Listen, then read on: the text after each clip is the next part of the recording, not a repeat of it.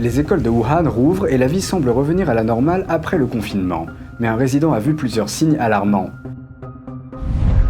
Les médias publics chinois ont mené une nouvelle attaque contre le secrétaire d'État américain Mike Pompeo. La dernière en date est dans un documentaire télévisé, mais de nombreux internautes chinois ont été choqués et ont désapprouvé les propos tenus. Une société d'État chinoise a récemment été ajoutée à la liste des sanctions américaines pour avoir construit des îles dans la mer de Chine méridionale. China Communications, un acteur majeur de l'initiative chinoise Ceinture et Route, est sujette à de nombreuses corruptions et autres controverses dans le monde entier. Et un nouveau rapport d'une organisation internationale de défense des droits de l'homme révèle une méthode particulière du régime chinois pour faire disparaître les individus. Le rapport estime que 20 personnes en moyenne disparaissent chaque jour en Chine, et le chiffre pourrait être plus élevé.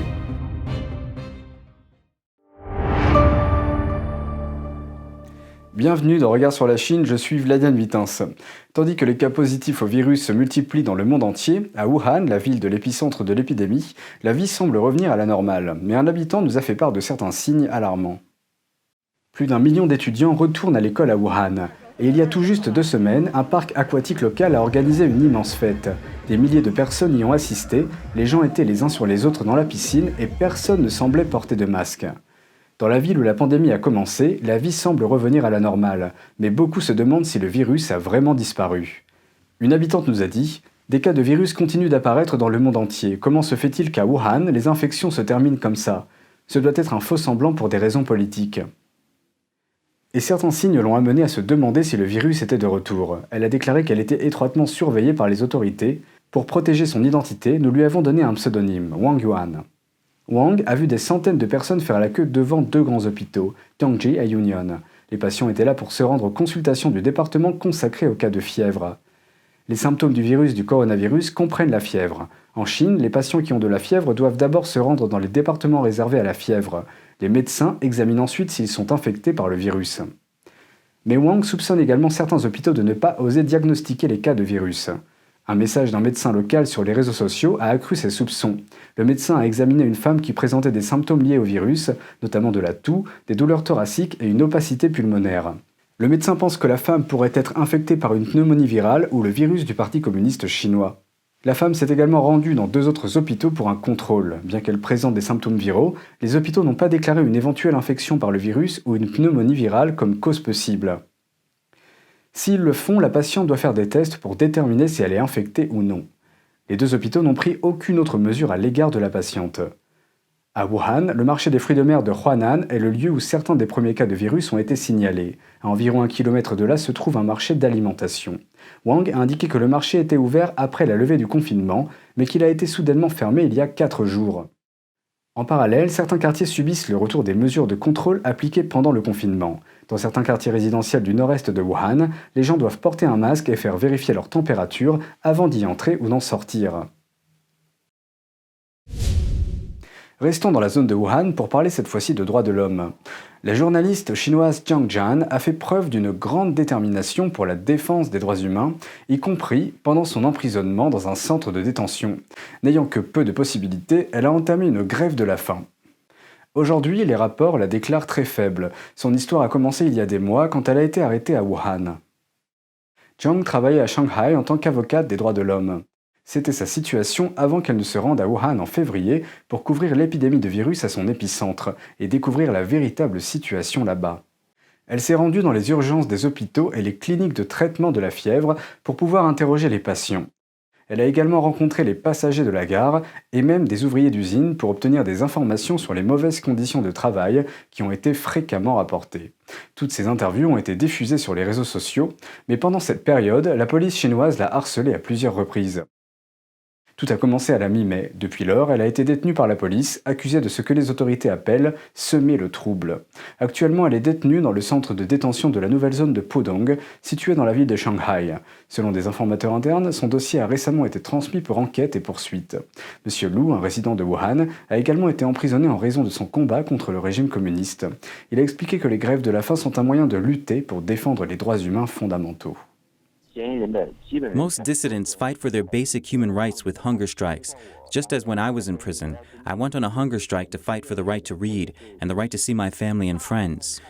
Most political prisoners receive intense attention from the international world at the beginning, so the Chinese authorities would not let any news leak out. They never follow legal procedures, and the dissidents aren't allowed to hire lawyers to defend themselves. Le résident de Shanghai, M. Hu, a décrit la grève de la faim comme une noble protection contre l'injustice. Please spread the news of our hunger strike online and let more people know the truth. She is a brave lady who yearns for freedom and a bright future. She is a very good person. Hunger strikes are a kind of protest against the Chinese Communist Party, a solemn protest against judicial injustice. En septembre 2019, Jiang a été arrêtée pour avoir porté un parapluie sur lequel étaient imprimés les mots « Mettez fin au socialisme, supprimez le Parti communiste ». Elle a également soutenu le mouvement pro-démocratie de Hong Kong. Elle a été détenue pendant plus de 2 mois et a entamé 2 grèves de la faim. Une société d'État chinoise, China Communications, a récemment été ajoutée à la liste des sanctions américaines pour avoir travaillé avec l'armée chinoise à la construction d'une île dans la mer de Chine méridionale. Mais la société est également un acteur majeur de l'initiative chinoise Ceinture et Route, laissant dans son sillage une série de cas de corruption et d'autres controverses. Voici le port de Colombo, au Sri Lanka. Ici, une unité du géant chinois de la construction, China Communications Construction, travaille sur un énorme projet de ville portuaire pour ce pays d'Asie du Sud. We see this as a project that will give new life to the country's economy. Mais pour financer ce projet, le pays a emprunté plus d'1 milliard de dollars à la Chine, ce qui a augmenté la dette déjà croissante du Sri Lanka. Les autorités sri-lankaises ont en effet emprunté des centaines de millions de dollars à la Chine pour financer un autre projet dans la ville portuaire de Hambantota. Pour alléger la dette, le pays a dû céder à la Chine une part de 70% du port, qui est d'importance stratégique, et louer le port à la Chine pendant 99 ans. Bien que des analyses gouvernementales aient montré que ces projets ne seraient pas rentables, les autorités locales les ont quand même menés à terme. Ces projets de ville portuaire s'inscrivent dans le cadre de l'ambitieuse initiative Ceinture et Route du régime chinois qui prête de l'argent aux pays sous-développés pour la construction d'infrastructures. Ces projets ont souvent été confiés par la suite à des entreprises publiques chinoises. Le cas du Sri Lanka est souvent cité par les analystes et les responsables occidentaux pour critiquer l'initiative chinoise Ceinture et Route, dans le sens où elle accable de dettes les pays membres et alimente la corruption. Une enquête du New York Times de 2018 montre qu'avant d'obtenir l'accord, la société chinoise et les diplomates chinois locaux avaient soutenu et financé la campagne électorale du président sri-lankais de l'époque. Mais le Sri Lanka n'est pas le seul. We're now operating in more than 100 countries and regions outside China. 70% of our overseas projects are based in Belt and Road regions. China Communications est le plus grand entrepreneur de Ceinture et Route. Elle a récemment été inscrite sur la liste des sanctions américaines pour avoir assisté l'armée chinoise dans la construction d'îles artificielles dans la mer de Chine méridionale. Elle a été repérée par le département d'État pour avoir laissé une série de corruptions, de financements prédateurs, destruction de l'environnement et autres abus à travers le monde. Le fonctionnaire du département d'État David Stilwell a récemment comparé China Communications et d'autres entreprises à l'équivalent moderne de la Compagnie des Indes orientales, le géant du commerce utilisé par la Grande-Bretagne pour étendre sa colonisation. These state-owned enterprises are PRC instruments of abuse, and we should highlight their improper behavior. In all of our societies, citizens deserve to know the differences between commercial enterprises and instruments of foreign state power. Par exemple, au Kenya, dans l'est de l'Afrique, China Communications a été accusé de maltraiter les cheminots locaux. En 2018, des membres du personnel de l'entreprise ont été arrêtés pour avoir volé environ un tiers des revenus quotidiens de la vente de billets de train et pour avoir prétendument soudoyé les enquêteurs. Des cas similaires de corruption ont également été découverts aux Philippines, en Malaisie, au Bangladesh et en Thaïlande. Et en Australie, il a été découvert qu'une entreprise de construction appartenant à China Communications fournissait de l'eau contaminée par le plomb à un hôpital pour enfants qu'elle avait construit. Elle utilisait également des panneaux en amiante. Les entreprises ajoutées à la liste des entités américaines ne peuvent plus acheter de produits fabriqués aux États-Unis. Cela a également des conséquences sur la réputation et le coût d'investissement des entreprises, puisque les investisseurs, les partenaires commerciaux et même les banques peuvent être intimidés par ces sanctions. Maintenant, nous dirigeons notre attention vers une méthode spéciale du Parti communiste chinois pour faire disparaître les individus. Le gouvernement australien a annoncé en début de semaine une actualisation de la situation concernant la présentatrice de télévision chinoise Cheng Lei. Selon les autorités, elle est sous ce que l'on appelle en Chine une surveillance à domicile dans un lieu désigné. Cheng travaille comme présentatrice pour la chaîne de télévision China Global Television Network, ou CGTN. C'est la chaîne en langue anglaise de CCTV, l'un des porte-paroles les plus connus du Parti communiste chinois. La détention de Cheng a une fois de plus attiré l'attention de la communauté internationale sur les pratiques chinoises de surveillance à domicile. Basé sur le dernier rapport de l'Organisation internationale des droits de l'homme Safeguard Defenders, en moyenne, chaque jour cette année, une vingtaine de personnes disparaîtront en Chine à cause de ce système. La Chine a légalisé sa pratique de surveillance à domicile dans un lieu désigné en 2012. Le rapport indique que depuis lors, la police l'a utilisé pour détenir quelques 30 000 personnes. Une fois ces personnes désignées pour cette pratique, les victimes sont emmenées dans un lieu secret. Elles sont ensuite isolées du monde extérieur pendant une période pouvant aller jusqu'à 6 mois. Elles n'ont pas accès à des avocats, des amis ou des membres de leur famille et il n'y a pas de surveillance policière.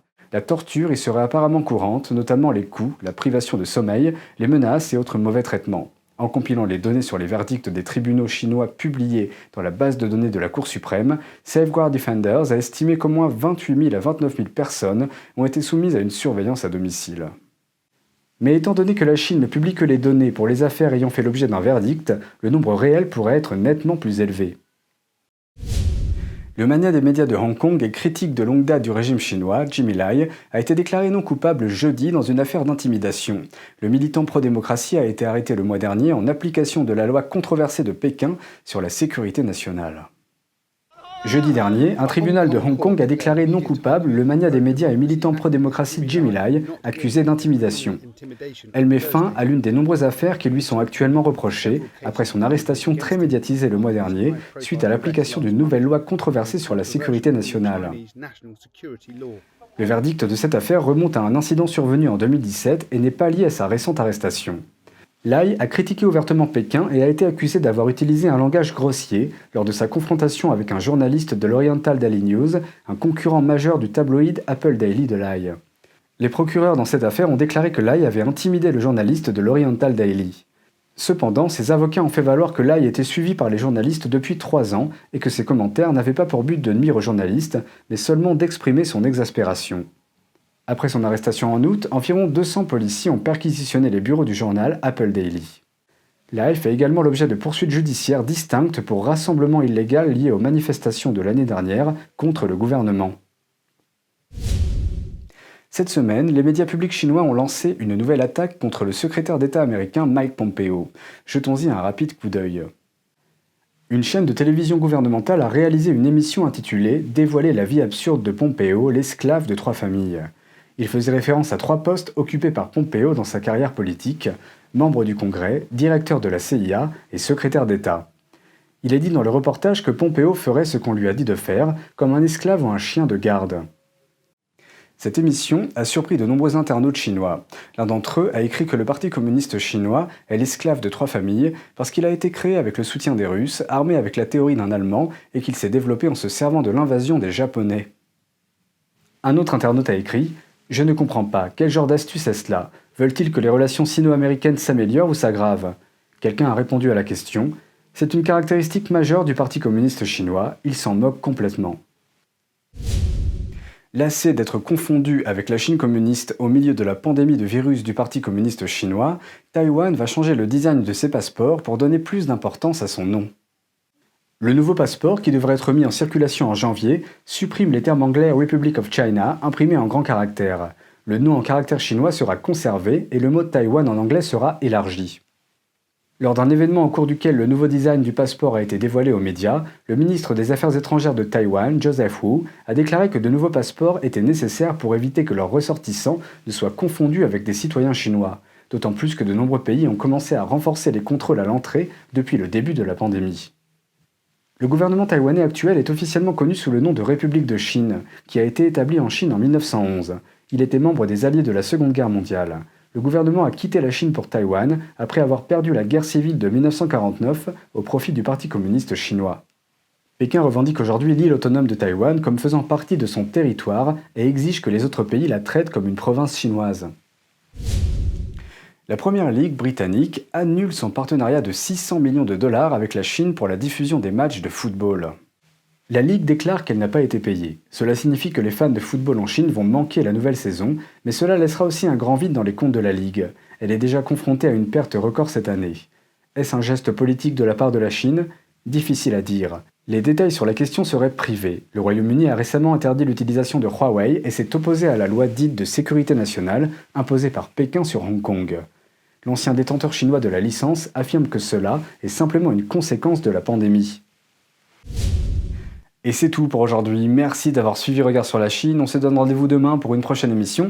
N'hésitez pas à réagir, à commenter ou à vous abonner à la chaîne YouTube. Si vous êtes déjà abonné, vous pouvez cliquer sur le symbole en forme de cloche pour vous informer en temps réel de la publication de nos vidéos. Très bonne soirée et à bientôt.